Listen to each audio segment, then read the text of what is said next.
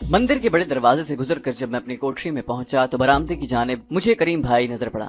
वो जोगियों के भेष में था और बरामदे के पास जमीन पर बैठा था। मुझे देखते ही वो उठ खड़ा हुआ, मेरे पास आया और बोला, तुम कहाँ चले गए थे? मैं सुबह से यहाँ बैठा हूँ। मैंने कोठरी का ताला खोलते हुए कहा, समंदरी झील की तरफ सुबह सुबह सैर करने गया था, वापसी पर रास्ता भूल गया। वो मेरे साथ ही कोठरी में आ गया। हम चारपाई पर बैठ गए, दरवाजा खुला ही रखा ताकि कोई वहां से गुजरे या हमारी तरफ आए तो हम अपनी बातों का मौजू बदल सकें। करीम भाई कहने लगा, हालात ने एक नई शक्ल इख्तियार कर ली है।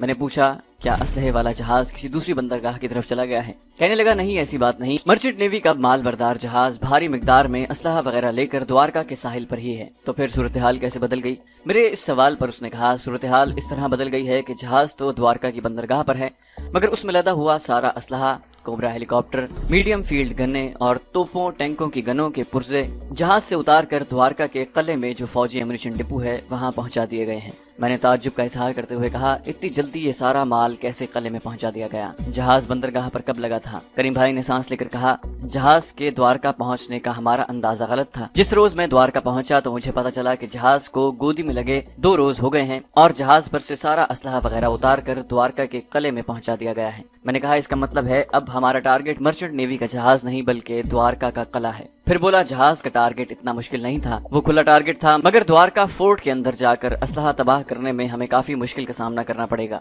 ये गुजरात काठियावाड़ का अहम तरीन फौजी अड्डा है। इसमें फौजी साजो सामान और गोला बारूद का भारी जखीरा हर वक्त मौजूद रहता है, जहाँ इंडियन फौज के हिफाजती यूनिट हर वक्त चौकस रहते हैं। किले का सिर्फ एक ही बड़ा दरवाजा है जहाँ फौजी गार्ड पहरा देती है। किले के ऊपर 2 मशीन गन्ने पोस्ट हैं। बाकी किले के चारों तरफ बड़ी ऊंची पुरानी दीवार है। उस दीवार पर भी फौजी असलहा लेकर हर वक्त गश्त करते नजर आते हैं। ये सारी मालूमात द्वारका में मौजूद हमारे खास आदमी ने मुझे मुहैया की है। मैंने करीम भाई से कहा, करीम भाई, 1000 बरस पहले इसी किले को महमूद गजनवी की फौजों ने अल्लाह अकबर के नारों की गूंज में फतह किया था। यही किला था जिसके दिफा के लिए हिंदू राजा अपनी सारी फौजें लेकर मुजाहिदीन इस्लाम को शिकस्त देने जमा हो गए थे। हिंदू राजाओं का ख्याल था कि वो इतने बड़े लश्कर के सामने मुसलमानों की छोटी सी फौज को पहले ही हल्ले में शिकस्त दे देंगे, मगर शिकस्त किसकी हुई थी?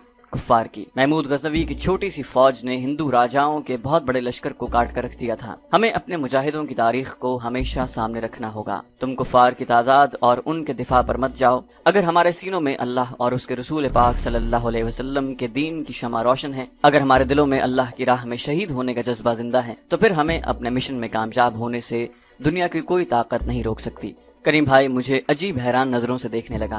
मेरा नाम लेकर बोला, तुम मुझे इस वक्त सुल्तान महमूद गजनवी की फौज के एक मुजाहिद लग रहे हो। मैंने उसे बिल्कुल न बताया कि मेरे अंदर ये जज्बा जो थोड़ी देर के लिए शैतान के बहकावे में आकर सो गया था, दोबारा जिस मर्द मुजाहिद ने बेदार किया है वो सुल्तान महमूद की फौज का एक शहीद मुजाहिद ही था। मैंने मुस्कुराते हुए कहा, करीम भाई, हिंदुस्तान के हर मुसलमान को अब सुल्तान महमूद गजनवी की फौज के मुजाहिद बनने की जरूरत है, क्योंकि 1000 बरस बाद यहाँ एक बार फिर कुफ्र इस्लाम की जंग लड़ी जा रही है। करीम भाई ने पुरजोश लहजे में सीने पर हाथ रख कर कहा, दोस्त, हम ये जंग पूरे जज्बे और बहादुरी के साथ लड़ेंगे। अगरचे हम निहत्ते हैं और हम पर काफिरों की हुकूमत है, हमारे वसाइल महदूद हैं, हमारी कोई बाकायदा फौज नहीं, मगर हमारे दिलों में इस्लाम की शमा रोशन है, हमारी जबान पर कलमा तौहीद का विर्द जारी है, हमें अपने अजीम इस्लामी विरसे की अजमत का एहसास है। हम ये जंग उस वक्त तक लड़ते रहेंगे जब तक हिंदुस्तान में हम मुसलमानों को हमारे जायज हुकूक नहीं मिल जाते। मैंने उठकर करीम भाई को अपने सीने से लगा लिया और कहा, करीम भाई, हम दीनी भाई हैं, इस्लामी भाई हैं, हमारे दरमियान इस्लाम का कभी न टूटने वाला रिश्ता कायम है। ये कभी मत सोचना कि मैं पंजाब का रहने वाला हूँ और तुम दिल्ली के रहने वाले हो, तुम्हारी जबान और है और मेरी जबान और है, ऐसा ख्याल कभी अपने दिल में मत लाना। हम अल्लाह और उसके रसूल सल्लल्लाहु अलैहि वसल्लम के दीन पर चलने वाले मुसलमान हैं। हमारा दीन इस्लाम है, हमारी जबान इस्लाम है, हमारा सूबा, हमारा वतन इस्लाम है। हम दोनों की आंखों में आंसू छलक उठे। ये अल्लाह और उसके नबी पाक सल्लल्लाहु अलैहि वसल्लम की मोहब्बत में छलकने वाले आंसू थे। ये यकजहती, ताकत और नाकाबिल शिकस्त तवानाई के आंसू थे। मैंने करीम भाई से कहा, तुम यहाँ बैठो, मैं संत जी को नाश्ते का कहकर आता हूँ। उसने पूछा, ये संत जी कौन है? मैंने हंसकर कहा, सोमनाथ के मंदिर में आने वालों का तिलक लगाते हैं, तुम तो बाहर ही से तिलक लगा कर आए हो। मैंने उन्हें इस कोठरी का 1 हफ्ते का किराया और राशन के पैसे सब अदा कर दिए हैं। मैं कोठरी से निकलकर महंत के पास आ गया। वो मुझे देखकर बोला, महाराज आप कहाँ चले गए थे? लड़का दोबारा नाश्ता लेकर आपकी कोठरी में गया था। मैंने कहा, हम साधु संत हैं, सुबह बार दरख्तों में बैठकर भगवान के नाम का जाप करते हैं, इसीलिए देर हो गई। मेरा एक बनारस का जोगी भाई भी आया हुआ है, 2 आदमियों के लिए नाश्ता भेज दीजिए। संत बोला, जो हुक्म महाराज, अभी भिजवाता हूँ। नाश्ता करते हुए मैंने करीम भाई से पूछा, तुम्हारे ख्याल में अब हमें क्या हिकमत अमली इख्तियार करनी चाहिए? मैं चाहता हूँ कि कोबरा हेलीकॉप्टर और मीडियम फील्ड गन्ने जो खास तौर पर कश्मीर के महाज पर भेजने के लिए मंगवाई गई हैं, इन्हें जितना जल्दी हो सके तबाह कर दिया जाए। करीम भाई ने कहा, मैं भी यही सोच रहा था। अभी तक तो ये सारा असलहा द्वारका के फौजी कल्ले में ही पड़ा है, मगर इसे बहुत जल्द कश्मीर के महाज पर रवाना कर दिया जाएगा। और इस बार ये असलहा किसी एक खास फौजी ट्रेन में लाद कर नहीं ले जाया जाएगा। मडघाट के स्टेशन पर असलहे की गाड़ी के तबाह हो जाने के बाद फौज असलहे की इस खेप को मुख्तलिफ ट्रकों और मुख्तलिफ गाड़ियों में थोड़ा थोड़ा करके रवाना करेगी। अगर एक बार ये फौजी साजो सामान कले से निकल गया तो फिर उसे तबाह करना हमारे बस की बात नहीं रहेगी। हमें जो कुछ करना है इस कले के अंदर ही करना है। मैंने उससे पूछा, द्वारका में हमारे कोई ऐसे आदमी हैं जिनका कले के अंदर आना जाना हो? करीम भाई कहने लगा, हमारा द्वारका में कोई बाकायदा गिरोह नहीं है, जहाँ मुसलमान वैसे ही कम तादाद में रहते हैं। हमारे पास सिर्फ 2 ही आदमी हैं। मैं इनमें से एक आदमी नई पुरानी इमारतों में लकड़ी का काम करता है। वो एक मेहनत कश गरीब गुजराती मुसलमान है और महज इस्लाम के और हिंदुस्तान में मुसलमानों की मदद के जज्बे की खातिर हमारे गिरोह में शामिल हुआ है। दूसरा आदमी म्यूनिसिपल कमेटी द्वारका का मामूली ठेकेदार है। वो सूरती मेमन है। बड़ी ठेकेदारियां तो हिंदुओं के हाथों में हैं, लेकिन छोटा मोटा ठेका उसे भी मिल जाता है। तुम मेरे साथ द्वारका चलोगे तो वहाँ कोई प्रोग्राम तय करेंगे, फिर मैं तुम्हें उन लोगों से भी मिलाऊंगा। नाश्ता करने के बाद हम सोमनाथ के एक लारी अड्डे से बस में बैठे और द्वारका पहुंच गए। सोमनाथ से द्वारका का फासला चंद 1 मील ही था। द्वारका में भी मंदिरों की भरमार थी। खस्ता हाल सड़कों पर बैलगाड़ियां, पुराने रिक्शे और कहीं कहीं यक्का टाइप के तांगे ही चल रहे थे। द्वारका का कला शहर से बाहर समंदर के किनारे पर वाक़ था। उसकी एक दीवार समंदर की तरफ थी। करीम भाई मुझे लारी अड्डे से अपने लकड़ी का काम करने वाले आदमी के घर ले जाने की बजाय एक ऐसी गरीब बस्ती में ले आया जहां दलदली मैदान के किनारे किनारे टूटी फूटी दीवारों और छप्परों की छतों वाले क्वार्टर्स और झोंपड़ियां दूर तक चली गई थीं। इसी गरीब बस्ती में एक झोंपड़ी नुमा क्वार्टर करीम ने किराए पर ले लिया था। वो हिंदू जोगी के रूप में वहां आया था और उसने ये जाहिर किया था कि वो हरिद्वार से द्वारका और सोमनाथ के मंदिरों की यात्रा के लिए आया है। झोंपड़ी नुमा क्वार्टर का सिर्फ एक ही कमरा था जिसकी दीवारों का प्लस्तर उखड़ा हुआ था। जमीन पर नारियल के पत्तों की सफ बिछी थी। कोने में पानी की सुराही और मिट्टी का प्याला रखा हुआ था। उस वक्त अभी दिन के 11 ही बजे थे। मेरा हुलिया भी जैनी धर्म के साधुओं वाला था। इस एतबार से हम दोनों जोगी और साधुओं के हुलिये में थे। जिस किसी ने भी हमें बस्ती में देखा था वो यही समझे कि ये 2 साधु यात्रा करने द्वारका आए हुए हैं, क्योंकि द्वारका और सोमनाथ में हमारे हुलिये के बहुत साधु जोगी फिरते रहते थे। करीम ने मुझे झोंपड़ी नुमा क्वार्टर में बिठाया और बोला, तुम यहाँ बैठो, मैं अपने आदमी के पास जाता हूँ और कुछ मजीद मालूमात लेकर आता हूँ। वो चला गया। मैं सफ पर लेट गया। मैंने द्वारका के कले में दाखिल होने के हर पहलू पर गौर किया। ये एक फौजी कला था और बकौल करीम भाई के कले में सिक्योरिटी का जबरदस्त इंतजाम था। गेट पर हर वक्त मुसल्लह गार्ड मौजूद रहती थी। दरवाजे के ऊपर मशीन गन पोस्टें थीं। कले की दीवार के ऊपर भी संतरी ड्यूटियां बदल बदल कर दिन रात गश्त करते रहते थे। इस एतबार से कले के अंदर किसी सिविलियन का जाना मुमकिन न था। वो कले के अंदर छोटे मोटे काम करने वाला न हो। ऐसे आदमी के पास भी सिक्योरिटी की तरफ से दिया गया शनाख्ती कार्ड जरूर मौजूद होता होगा। ये मिशन मुझे मडघाट वाले फौजी ट्रेन उड़ाने से ज्यादा पेचीदा लग रहा था। कोई 1.5 घंटे बाद करीम भाई वापस आ गया। वो अपने साथ उबले हुए चावल जिनमें आलूओं की भाजी मिली हुई थी और 6-7 छोटे छोटे फुलके रुमाल में बांध कर लाया था। जब उसने सफ पर बैठकर रुमाल खोला तो मैंने हंसकर कहा, करीम भाई तुम जोगियों के हुलियों में हो, ये भोजन कहीं से मांग कर तो नहीं लाए? करीम हंस पड़ा। कहने लगा, नहीं भाई ऐसी बात नहीं, हम हिंदुस्तान के मुसलमान अपने इस हक के लिए तो दुश्मन हुकूमत से लड़ रहे हैं कि हमें हिंदुओं के आगे हाथ न फैलाने पड़े। मैंने माजरत पेश की और कहा, भाई मैं तो मजाक कर रहा था। वो बोला, मुझे मालूम है, ये तो मैं समंदर के किनारे अपने जिस हाइड आउट में अपने आप को सूरज देवता का पुजारी साधु जाहिर करके रह रहा हूँ, वहाँ हमारा आदमी जो लकड़ी का काम करता है मेरे लिए लेकर आया था। इसमें मेरे लिए दोपहर और रात दोनों टाइम का खाना था। जब मैंने उसे तुम्हारे बारे में बताया कि हमारा एक और सरफरोश कमांडो भी द्वारका पहुंच गया है तो वो कहने लगा, मैं और खाना ले आता हूँ। मैंने कहा, नहीं, उस वक्त ये हम दोनों के लिए काफी है, रात को देखा जाएगा। हमने मिलकर खाना खाया, साथ साथ बातें भी करते रहे। मालूम हुआ कि द्वारका में करीम भाई के जो 2 खास आदमी थे उनमें एक जो तरखान का काम करता था اس کا نام طاہر علی تھا، اور دوسرا آدمی جو دوارکا میونسپل کمیٹی کے چھوٹے موٹے ٹھیکے لیتا تھا اس کا نام رستم گوہا تھا۔ گوہا شاید اس کی ذات تھی، یہ ہندوؤں کی بھی ذات ہے۔ اس کے آباء و اجداد نے سلطان محمود غزنوی کے زمانے میں بت پرستی چھوڑ کر اسلام قبول کیا تھا۔ کریم بھائی بتانے لگے ان دونوں میں سے کسی کا بھی قلعے کے اندر آنا جانا نہیں، لیکن لکڑی کا کام کرنے والے طاہر علی نے اس بات کا کہیں سے سراغ لگایا ہے کہ قلعے کے اندر جو اسلحہ اور فوجی ساز و سامان کی پیٹیاں جہاز سے اتار کر لائی گئی تھیں وہ قلعے کی پہلی منزل میں دروازے کے ساتھ بڑے ہال کمرے میں لگا دی گئی ہیں۔ گن شپ کوبرا ہیلی کاپٹر بھی ڈس اسمبل شکل میں بڑے بڑے کریٹوں میں بند اسی ہال میں رکھے ہوئے ہیں، اور خیال ہے کہ دروازے کے ساتھ والے ہال کمرے میں جو ساز و سامان یا گولہ بارود رکھا جاتا ہے وہ بہت جلد آگے یونٹوں کو سپلائی کر دیا جاتا ہے۔ میں بڑے غور سے کریم بھائی کی بات سن رہا تھا۔ وہ کہہ رہا تھا اس اطلاع کے مطابق ہمارے پاس کمانڈو آپریشن کے لیے زیادہ وقت نہیں ہے۔ کریم بھائی کہنے لگا میں بھی یہی سوچ رہا ہوں، مگر بظاہر کوئی راستہ نظر نہیں آتا۔ میں نے اسے کہا کریم بھائی جو آدمی قلعے کے اندر جا کر یہ خبر لایا ہے کہ کشمیر کے محاذ پر سپلائی کیا جانے والا فوجی ساز و سامان قلعے کے بڑے دروازے کے ساتھ والے ہال کمرے یا گودام میں رکھا ہوا ہے وہ کون ہے؟ کریم بھائی نے کہا اصل میں بات یہ ہے کہ یہ ہمارا اپنا آدمی رستم گوہا ہی ہے جو دوارکا میں چھوٹی موٹی ٹھیکیداری کرتا ہے۔ اس کا استاد پارسی ٹھیکیدار ہے۔ آج کل اسی بڑے ہال کمرے والے گودام میں بڑے بڑے نئے کریٹ یا لکڑی کے کھوکھے تیار کروائے جا رہے ہیں۔ اس کا ٹھیکہ پارسی ٹھیکیدار کو ملا ہوا ہے اور وہی اپنی نگرانی میں یہ کام کروا رہا ہے۔ میرے کہنے پر ایک روز رستم گوہا اپنے استاد پارسی ٹھیکیدار سے کسی بہانے ملنے چلا گیا تھا اور اسی نے یہ خبر لا کر مجھے دی تھی کہ بحری جہاز سے اتارے گئے مال کو وہاں سے لے جانے کی تیاریاں کی جا رہی ہیں۔ میں نے کہا میری اس آدمی رستم گوہا سے ملاقات کروا دو، میں اس سے دو ایک باتیں کرنا چاہتا ہوں، شاید ہماری مشکل کا کوئی حل نکل آئے۔ کریم بھائی بولا یہ کوئی مشکل بات نہیں ہے، تم آج ہی رات کو میری سمندر والی جگہ پر آ جانا، میں رستم گوہا کو وہاں بلا لوں گا۔ میں نے پوچھا تمہاری ساحل سمندر والی جگہ کہاں ہے؟ مجھے تو یہ بھی نہیں معلوم۔ کریم بھائی کہنے لگا میں تمہیں رات کو یہاں سے اپنے ساتھ لے جاؤں گا، یہ جھونپڑی والا کوارٹر تو میں نے صرف تمہاری خاطر کرائے پر لیا تھا، میری اصل ہائیڈ آؤٹ تو ساحل سمندر والی چٹانیں ہیں جہاں ایک کھو میں بیٹھ کر میں بظاہر تپسیا کرتا ہوں اور دن کے وقت ادھر ادھر کے لوگوں کو دکھانے کی خاطر باہر نکل کر ریت پر سورج دیوتا کے سامنے منہ کر کے بیٹھ جاتا ہوں۔ لوگ یہی سمجھتے ہیں کہ میں سورج کی پوجا کر رہا ہوں، یہ اس لیے کہ کسی کو مجھ پر شک نہ پڑے۔ بہرحال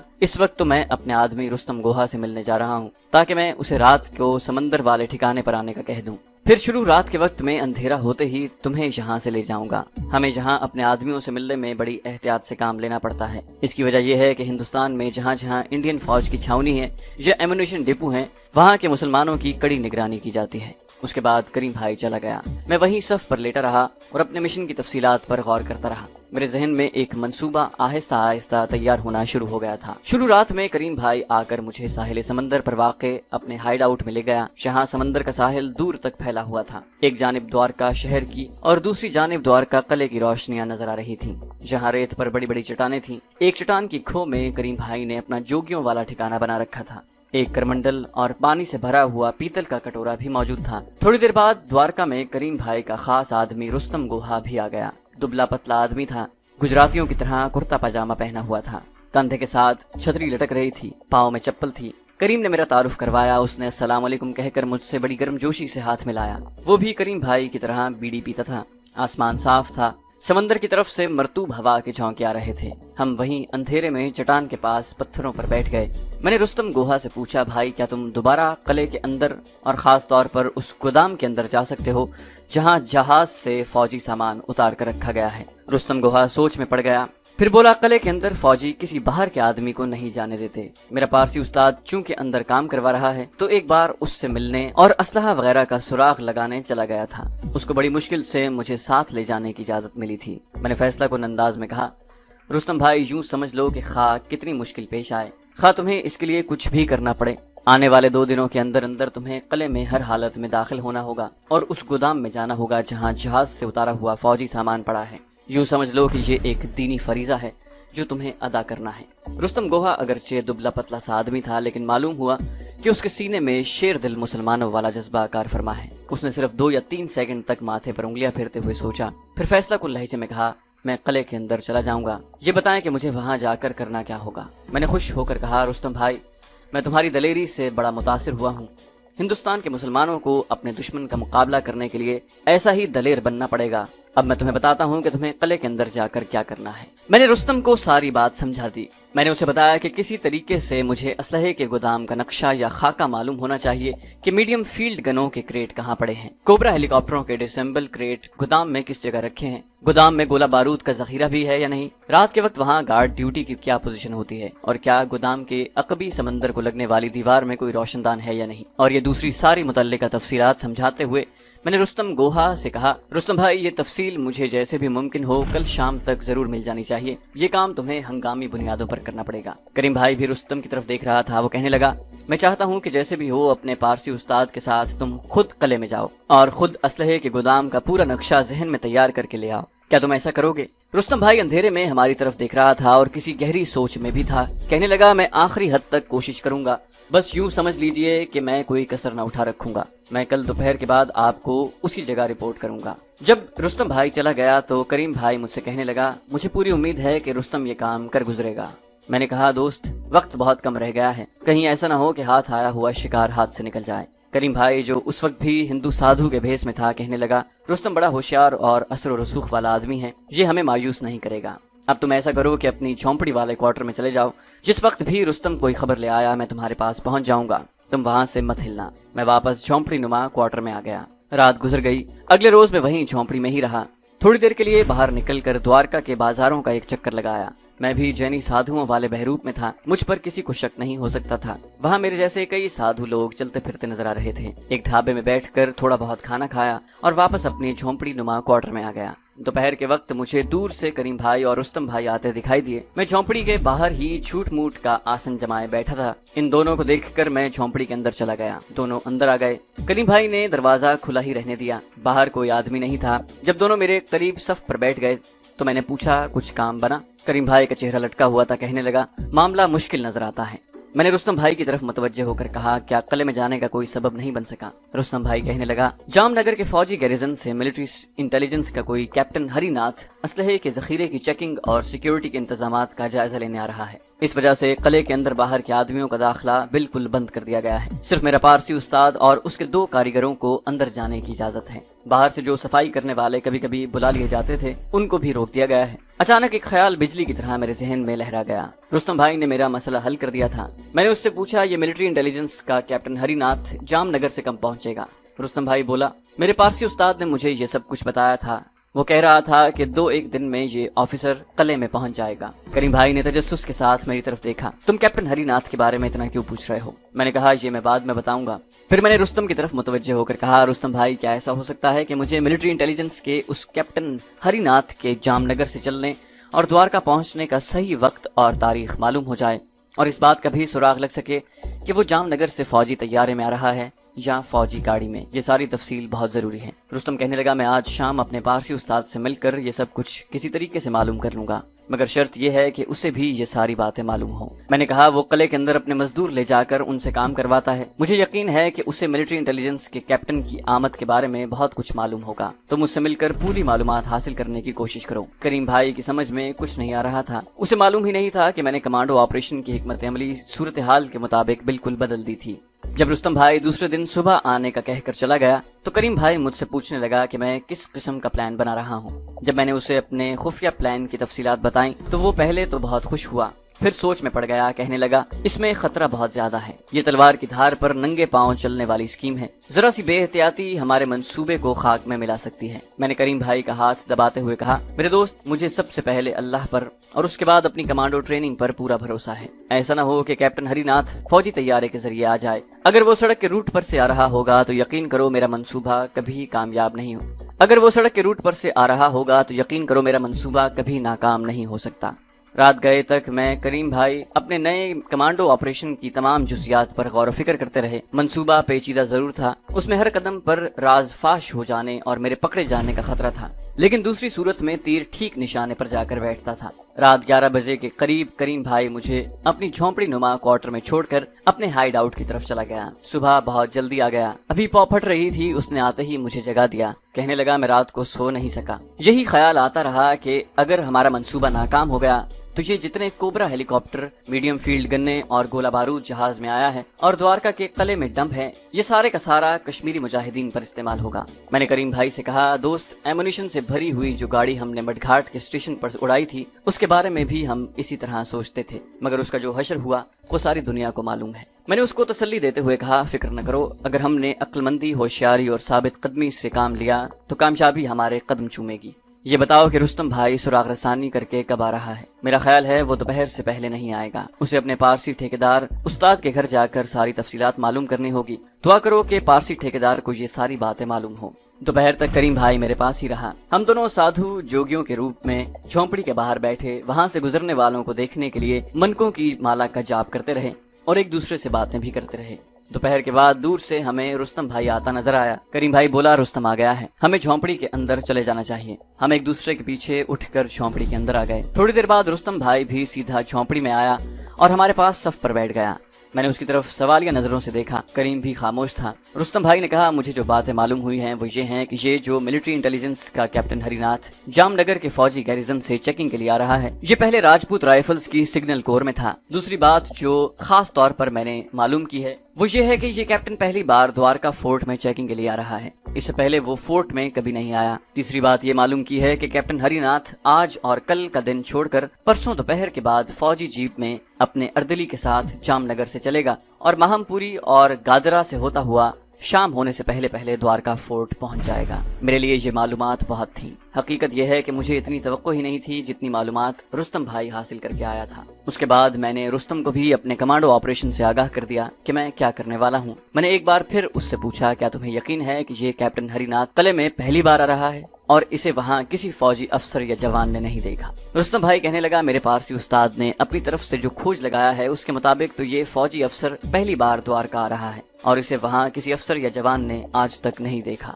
इस नुक्ते के बारे में मुझे सबसे ज्यादा फिक्र थी, क्योंकि इसी एक नुक्ते पर मेरे कमांडो ऑपरेशन की कामयाबी का या नाकामी का दारोमदार था। मैंने रुस्तम से कहा, मैं चाहता हूँ इस बारे में तुम एक बार फिर भरपूर तरह से सुराग रसानी कर लो कि ये हिंदू कैप्टन द्वारका फोर्ट के फौजी जवानों और अफसरों के लिए बिल्कुल नया चेहरा है। करीम भाई ने भी रुस्तम से यही कहा कि वो पूरी तरह इस बारे में तसल्ली कर ले। रुस्तम बोला, फिर मैं कल शाम को ही उसकी बाबत आपको कुछ बता सकूंगा। मैंने कहा, कोई बात नहीं, तुम कल शाम को यहाँ आकर बता देना, तब तक हम दूसरी जरूरी तैयारियां करते हैं। 2 दिन बाकी हैं, ऐसी कोई बात नहीं है। टारगेट का हमने तयन कर लिया है, शिकार को निशाने की जद में ले लिया है, अब सिर्फ ट्रिगर ही दबाना है। जब रुस्तम दूसरे दिन शाम को आने का कहकर चला गया तो मैंने करीम भाई से कहा, करीम भाई, हमें अभी चलकर जामनगर से द्वारका आने वाली सड़क की रेकी करनी होगी। उसका जायजा लेकर द्वारका के करीब कोई ऐसी जगह तलाश करनी होगी जहां बड़ी सड़क में से कोई छोटी सड़क निकलकर दरख्तों, झाड़ियों या किसी भी तरफ जाती हो। करीम भाई ने कहा, ये सारी सड़क मेरी देखी हुई है। महामपुर कस्बा आधे रास्ते में है, गादरा का कस्बा द्वारका से सड़क पर 20-30 मील पर है। हम यहाँ कोई जगह तलाश कर सकते हैं। मैंने कहा, मैं ये काम अभी कराना चाहता हूँ, लेकिन इससे पहले एक और जरूरी काम भी है जो सिर्फ तुम ही कर सकते हो और तुम्हें ही करना होगा। वो काम ये है कि कहीं से इंडियन मिलिट्री पुलिस के जवानों की पूरी वर्दियां चाहिए, 2 पिस्तौल भी बेल्ट के साथ हों, खा वो नकली ही क्यों ना हो। मैं इस कमांडो ऑपरेशन में फायरिंग नहीं करूंगा। तुम्हारे पास एक चाकू होना चाहिए। मुझे चाकू की भी जरूरत नहीं है, क्योंकि इंटेलिजेंस के कैप्टन हरिनाथ की वर्दी खून आलूद नहीं होनी चाहिए। करीम भाई कुछ देर गौर करने के बाद बोला, फौजी वर्दियां यहाँ द्वारका में नहीं मिलती, ये हमें जामनगर के पुराने बाजार से मिल जाएंगी। इसके लिए मैं आज ही जामनगर चला जाऊंगा। कल सुबह दोनों वर्दियां फौजी यूनिट और मिलिट्री पुलिस की खास टोपियां जिनका इंडियन मिलिट्री पुलिस में इसी साल रिवाज हुआ है लेकर वापस आ जाऊंगा। ठीक है, तो फिर अब यहाँ से द्वारका जामनगर सड़क पर चलते हैं। मेरे साथ आओ, अब हमारा एक एक लम्हा बड़ा कीमती है।